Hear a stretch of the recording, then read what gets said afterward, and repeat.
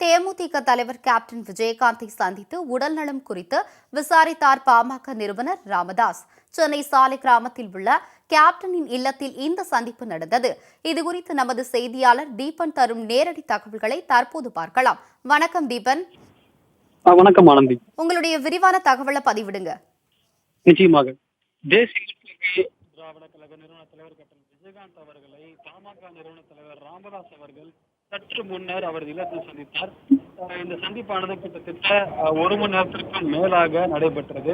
இந்த சந்திப்பின் போது தேமுதிக தலைவர் விஜயகாந்த் அவர்கள், திருமதி பிரேமலதா விஜயகாந்த் அவர்கள், கழக துணை செயலாளர்கள் எல்.கே. சுதீஷ், பார்த்தசாரதி, இது மட்டுமல்லாமல் கழகத்துடைய கொள்கை பொறுப்பு செயலாளர் அழகாபுரம் மோகன்ராஜ், பொருளாளர் பிரேமலதா விஜயகாந்த் உள்ளிட்ட பலரும் இந்த சந்திப்பின் போது இருந்தார்கள்.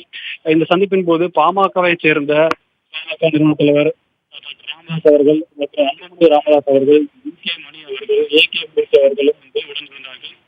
இந்த சந்திப்பின் பொழுது கிட்டத்தட்ட பல்வேறு விஷயங்கள் பேசப்பட்டதாக கூறப்படுகிறது. குறிப்பாக இந்த சந்திப்பின் பிறகு செய்தியாளர்களை சந்திக்கும் பொழுது கேப்டன் விஜயகாந்த் அவர்களுடைய உடல்நலம் குறித்து விசாரித்ததாகவும் டாக்டர் ராமதாஸ் அவர்கள் பேட்டியளித்திருந்தார்.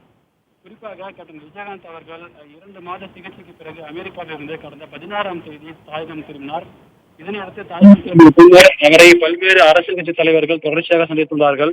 அதிலும் குறிப்பிடும்படியாக மத்திய அமைச்சர் பியூஷ் கோயல், இது மட்டுமில்லாமல் திமுக தலைவர் ஸ்டாலின் அவர்கள், சமத்துவ மக்கள் கட்சி தலைவர் சரத்குமார் அவர்கள் உள்ளிட்ட பலரும் தொடர்ச்சியாக சந்தித்தார்கள்.